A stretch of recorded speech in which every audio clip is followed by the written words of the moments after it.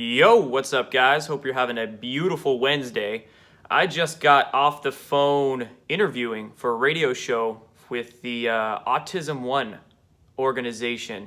They put on a conference every single year. It's we could call vaccine truth conference, but they really delve into a lot of natural health concepts. They have like a cannabis panel and do other things. Anyway, it's huge. Their conference next year is going to be in May with over 100 doctors and scientists and health professionals. I'm super excited. They're actually bringing me out there for it.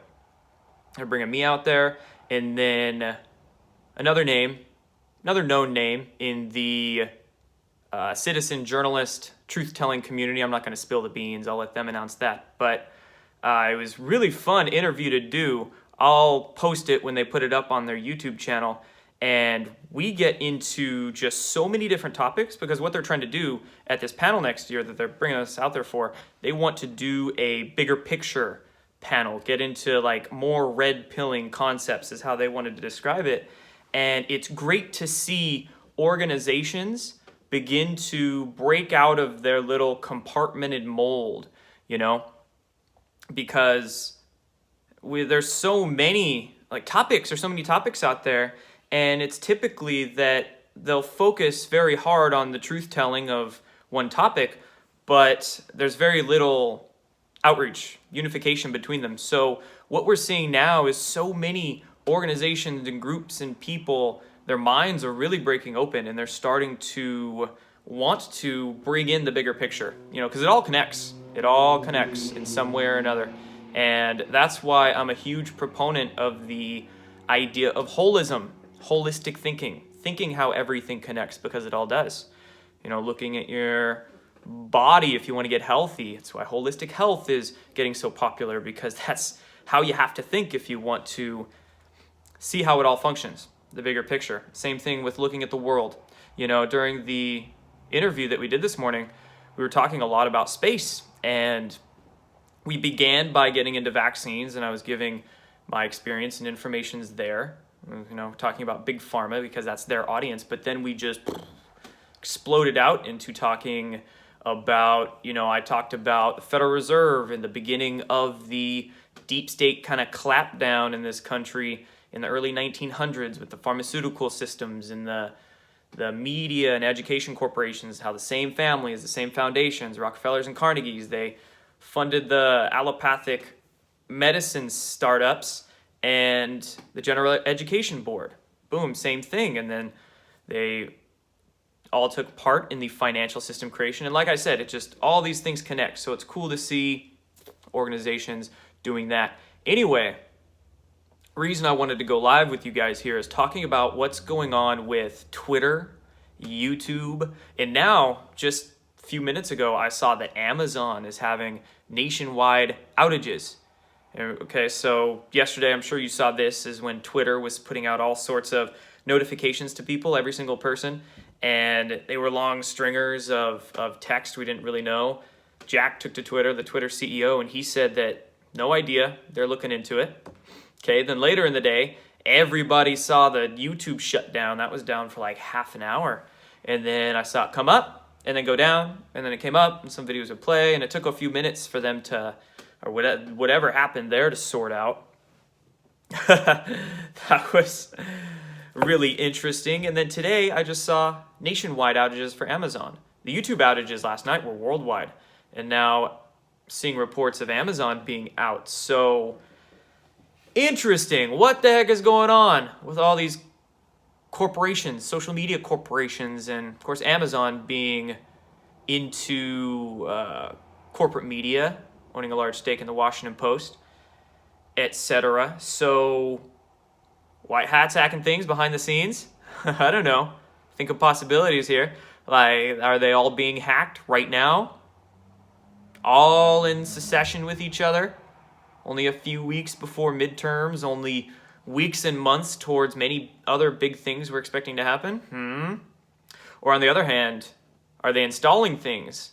Are there algorithm updates they're trying to do where, it's just, again, it's all too coincidental for something not 4D to be happening behind the scenes. So I'm just thinking, of what coulds here. But another thing that's very interesting that ties into this is, hold up, let me bring it up here. Just saw this morning. Supreme Court to hear a case that could determine whether Facebook, Twitter, and other social media companies can censor their users. They took a case last Friday. It's the first one, actually, since Kavanaugh's on there.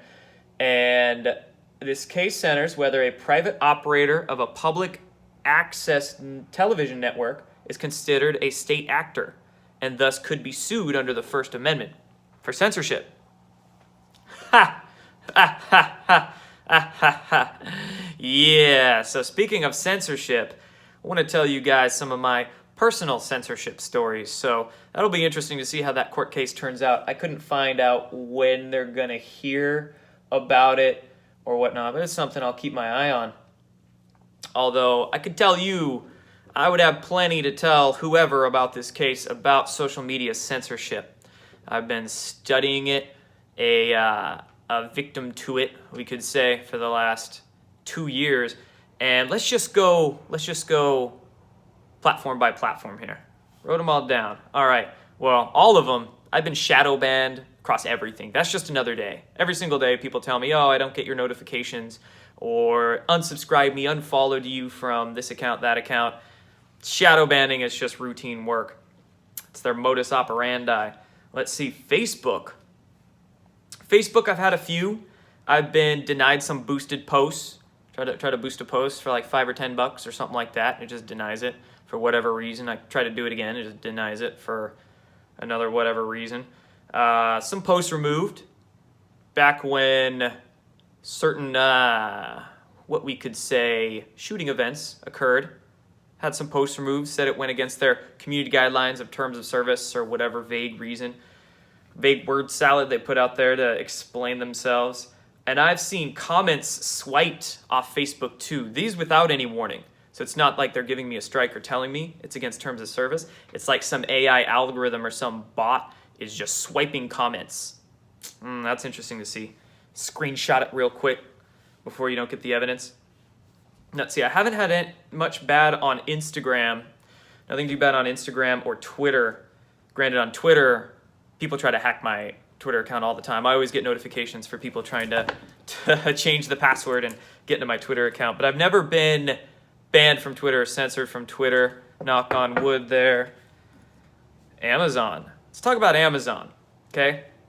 Because this isn't even social media. But when it comes to Amazon, I used to have an affiliate account. You know, one of the affiliate accounts where you could link products and put them up on blog posts and website and stuff to make some affiliate money. And I did that last summer. You know, many of you have been following me that long. Remember, I used to say, you know, if you want to support me, go use this Amazon link below my videos. And what they did was deleted my affiliates account for that, for good. And I didn't even get the payout of the remunerations for, you know, whatever month was due. They said, we're deleting it, you don't get anything, and you can't make another affiliates account again. What was interesting about this, you know, I was clever, and I found a little loophole in that, and it wasn't me. I actually saw other YouTube channels do this, and I kept seeing them do that after they deleted mine, so I was wondering, why am I being targeted? And I was wondering who else. I've never seen anybody else had this happen to them after the fact. But what I did, so rather than linking a product URL and making an affiliates code for that and linking that below a video, what I did is found out how to make Amazon's homepage become that affiliate link and link that below a video. So it's not like they were being sent to a specific product. They were being sent to Amazon's homepage through my affiliates account, and then they could buy whatever. Like whatever their normal Amazon stuff was. If they just wanted to buy food products or frickin' toilet paper or like tech stuff, cameras, whatever the case, just a small portion of that would go to my affiliates account. It's just a clever way. I saw a ton of other people do it. I did it, and I think I did it for like 4 or 5 months. And the last month that I did before they cut my account, it was like $600 or $700. I mean, like $600 or $700 in a month. And I could totally see why they would cut me though, because it's just like free money through a little loophole. But regardless, I was sending people to Amazon for them to buy products that Amazon was still going to make buku bucks on anyway. So that's just, it's kind of a win-win situation for everybody there, but then quite obvious targeting just because I am who I am and I do what I do. So, interesting. I wonder if Amazon could be subject to anything for that. And then YouTube, I mean, God, come on. I could talk for 10, 15, 20 minutes about all the stuff I've seen and been dealing with on YouTube.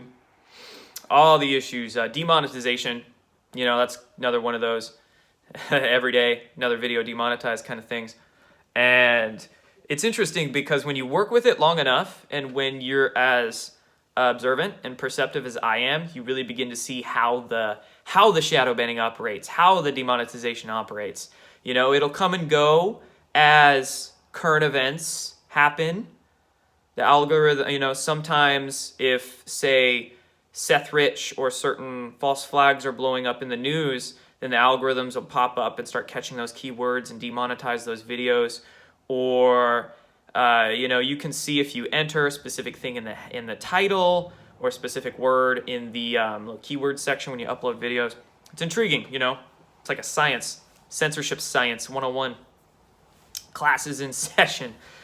And live streams. I've had live streams cut.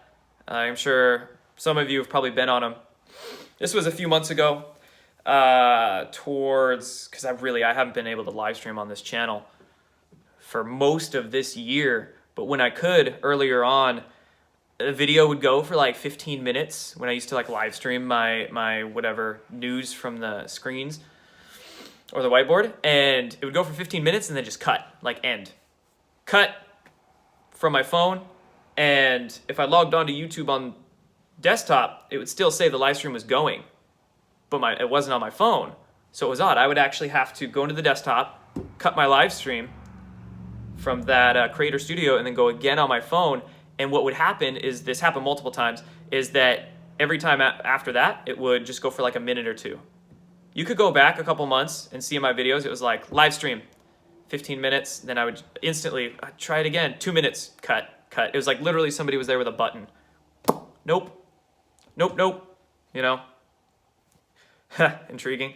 And then, of course, terminated twice. Got cut for the first time over that fateful weekend in February after the whole Parkland thing, and they sanitized like 100 channels off YouTube. Strike. So that was the first time. Luckily got it back. Went off a second time in May. It was gone for a month. I had a backup channel. I got this main channel back here. I had it up for about a month, and then in May, it got cut again. And what was weird this time was that, so when they reinstated it with one strike. So that's why I couldn't live stream. You can't live stream on YouTube if you have a strike. So that's why most of this year I couldn't. So they were like forced to reinstate it. So they said, fine, we'll just reinstate it with one strike. So I had a strike, but I could upload videos. I uploaded a video. They gave me a strike on one video in May. So I should have had 2 strikes on my channel. But they cut my whole channel anyway. So it was like, it wasn't 3 and out, it was 2 and out, apparently. If you have 2 strikes on your channel, you're only supposed to have a 2-week ban. 3 strikes and you're out on YouTube. But I guess it's different in my case, right? 2 strikes and I was out. Down for a month, came back, and now I've had it for a few months now. So all sorts of weird stuff. And what was intriguing too, and I didn't find this out until a couple months later, is that the second time they took down my YouTube channel, the emails they sent me, they were super vague. I never got a reason. But then I poked and prodded some of their some of their staff on social media that I could find, YouTube support staff, and the guy looked into my account. He's a super nice guy. He had no idea what was going on. He looked into my account. He's like, okay, so I found out there's a note here. They said they took it down for CBD because I mentioned CBD in the video. CBD products, cannabidiol, cannabis. So that was their reason, right? The second time. And it was amazing, It truly shows you that. Oh, last thing here. I got a legal notice. This one was weird. This one was last year before my YouTube channel got terminated and I had any strikes on it. But at the end of last year, I did a video on space. I was talking about space and all these weird glowing lights and flashes and things being seen in the sky over, it was a really short period at the end of last year, and it was all within a few days, just these glowing lights. I was like, is there some sort of like space war going on behind the scenes that we just have no idea about, but we're seeing these flashes and streaks and all kinds of stuff? So I made this video just detailing some YouTube videos and other articles, and I got a month later, I got a letter from YouTube saying that around in like 60 different countries, my video wasn't playable anymore because it violated some like local laws, or I don't know, again, vague excuse, but violated some laws, so they took it down. It was like a legal email notice. It's like weird. So space videos, of course, a lot of touchy stuff out there when it comes to space. Videos censored, talking about certain current events, of course, talking about Q, talking about health. You know, when it comes to censorship, a lot of people, I find, try to own it. They try to wear their censorship on their belief system, we could say. It's like they try to claim it and say, my belief system is the right one because it's the one being censored, you know? And that's kind of true in and of effect, but it's not like a particular label is censored. It's not like conservatives are the ones that are censored. It's not like health information or this or that is censored. You know, the point being here is that all knowledge, all information is censored that's combating any sort of deep state, any sort of powers and control mechanism, any kind of system. So there's so much. I see so much in terms of natural health that's censored. So many, you know, troll armies, so many controlled opposition assets, fakers, you know, con artists that try to attack natural health. They attack vaccines, they attack MMS, they attack GMOs. So many out there that attack the geoengineering topic. Of course, there's so many that hit space. There's so many that hit just anything they can, you know, and why do they do that? Well, because if we truly unite, if we truly come together and get out of those little compartmented sections we're in, you know, where we think that this belief system over here is the one, or this one over here is the one, you know, if we get so tied up in particular topics and we don't see the bigger picture, well, and when we're stuck in a state of fear, you know, they tend to put particular fear-inducing programs, whether you're thinking about the earth and the climate change, well, look at all the fear they induce into us there. Or when it comes to vaccines, or when it comes to space, you know, fake alien invasion, or all aliens are demons, or all this stuff. Or when it comes to a lot of religious fear inducement out there, you know, I don't know why they say fear God, fear this, fear that. And you become to notice that when you're in a state of fear, and when you research that form of psychology and trauma-based mind control, when humans are in a state of fear, it literally shuts down the logical, the higher thought centers of your brain, of your consciousness. So you cannot think logically when you're in that sensationalized state, clickbait state, right? So much clickbait out there is fear-inducing. People are like, oh my God, I gotta click on it and find out what's going on. And they get scared about whatever the angle was of the particular content maker, whether it was, you know, ill-intentioned or well-intentioned, doesn't matter. But if there's some sort of fear-inducing program being put into you, well, you're going to have a much more difficult time seeing a clearer picture. Right there. And yeah, they're just like, all this censorship is going on, all these psyops, psychological operations are being put out there, limited hangouts are being put out there just to stifle the awakening, just to stifle all of us remembering. We're in a state of forgetting right now, forgetfulness. We incarnated here on this earth, forgot. The goal is to start remembering again. They don't want us to do that. Remembering who we are, why we're here, what we're here to learn, grow, evolve with. They don't want us to evolve, to take that quantum leap jump that we're destined for, that we should already be going through right now. But they did a pretty damn good job of enslaving this planet per se, controlling it, not letting us evolve. But it's kind of do or die right now, and a lot of people are seeing that, and they're getting on their game. They're getting catalyzed to start waking us all up, getting that shift going. It's cool, guys. What kind of questions you got? I'll take questions for a couple minutes. Surprised they haven't shut this live stream yet. Yeah. One of the videos they took down, the first time they took down my channel, that third strike I got. And then what was really funny is at that point in time, on my backup channel, I got a strike too. So I got 4 strikes in like a week. Anyway, the third one I got from my main channel that took it down that first time, I was talking about social media censorship. Interesting.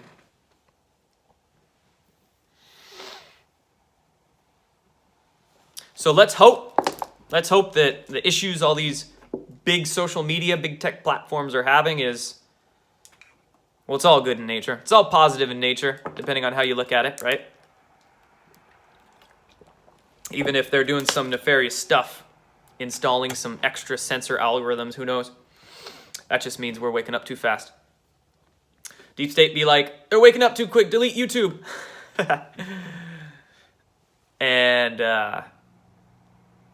or, I mean, some good guys hacking them, some rogue employees fed up with their crap.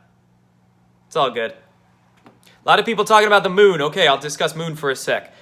People messaging me saying that they saw, the reason YouTube Live went down is indirectly because this video came out of something crashing into the moon. And I looked it up for a little bit this morning, and I found a video, posted last night that looked to be a legitimate UFO video, but I saw nothing hitting the moon. I saw nothing that had to do with the moon. It was just a infrared video catching some light craft, looked to be a few of them, multiple, going through the infrared spectrum, going through the night sky. So, no, I haven't seen anything in regards to that. But let me tell you, there is a lot of weird stuff coming out in regards to Antarctica, regards to space, regards to, man, that's gonna, Q mentioned the, we're not alone, highest classification. There's programs that exist outside public domain. But I think that kind of like a lot of people, I mean, it's repetition of a lot of these things to really have it hit home in your subconscious and begin opening your mind. But I think that kind of passed a lot of people by that point in time, which I get, it's some rewiring topics, we could say. But understand, over the next 3, 6, 9 months, space is going to become much more important, catch much more of the limelight than I think many people, even probably myself, realize.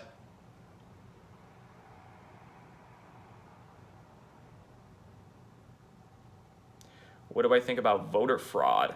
I think a lot is being done to stop voter fraud. I think a lot was done in 2016, especially in November of 2016, to combat voter fraud.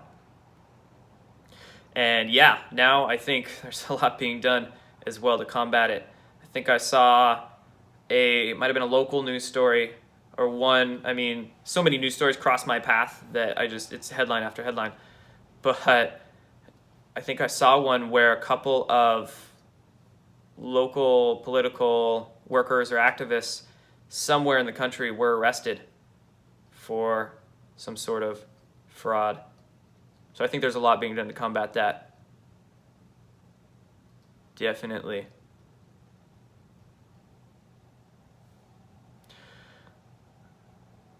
All right, guys, that's all for this one. I just wanted to cover that one topic. I'll be doing another one of these in a few days. I like these live streams. They're fun.